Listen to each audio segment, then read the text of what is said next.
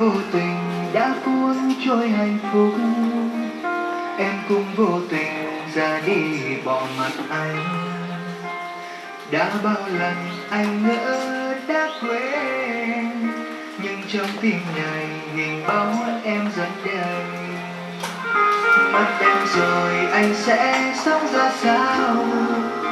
Bao nhiêu lời yêu anh chưa kịp nói ra, nước mắt nhạt nhòa ướt đẫm khoe lệ cay. Bao nhiêu kỷ niệm chỉ còn là giấc mơ. Thầm hỏi trời cao tình là chi mà sao cứ khổ đau vậy, gieo đôi đắng cay cho nhau để làm gì? Trên thế gian này ai cũng may mắn được hạnh phúc, mà sao ta cứ phải xa lìa nhau?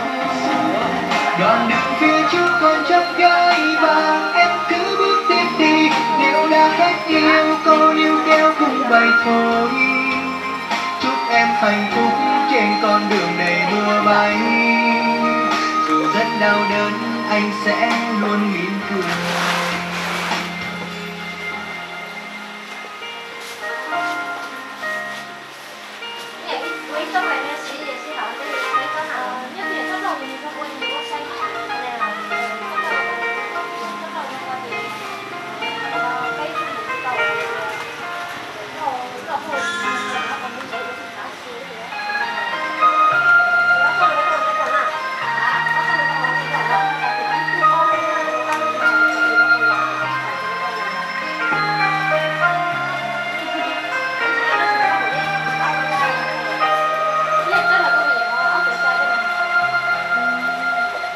Do vô tình đã cuốn trôi hạnh phúc, em cũng vô tình ra đi bỏ mặt anh. Đã bao lần anh ngỡ đã quên, nhưng trong tim này hình bóng em dẫn đây. Mất em rồi anh sẽ sống ra sao? Bao nhiêu lời yêu anh chưa kịp nói ra, nước mắt nhạt nhòa ướt đẫm khoe lệ cay. Bao nhiêu kỷ niệm chỉ còn là giấc mơ. Thầm hỏi trời cao tình là chi mà sao cứ khổ đau vậy, gieo đôi đắng cay cho nhau để làm gì?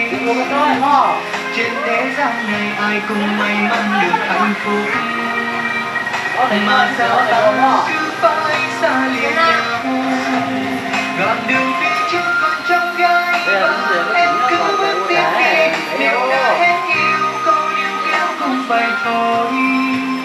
Chúc em hạnh phúc trên con đường đầy mưa bay, dù rất đau đớn anh sẽ luôn mỉm cười.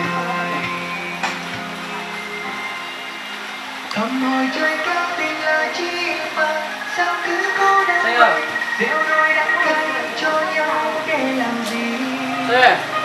Trên thế gian này ai cũng may mắn được hạnh phúc, mà sao ta cứ phải xa lìa nhau? Đoạn đường phía trước còn trông gai và em cứ bước tiếp đi, nếu đã hết yêu cô níu kéo cùng bay thôi. Chúc em hạnh phúc trên con đường đầy mưa bay, dù rất đau đớn anh sẽ luôn mỉm cười. Dù rất đau đớn anh sẽ luôn mỉm cười.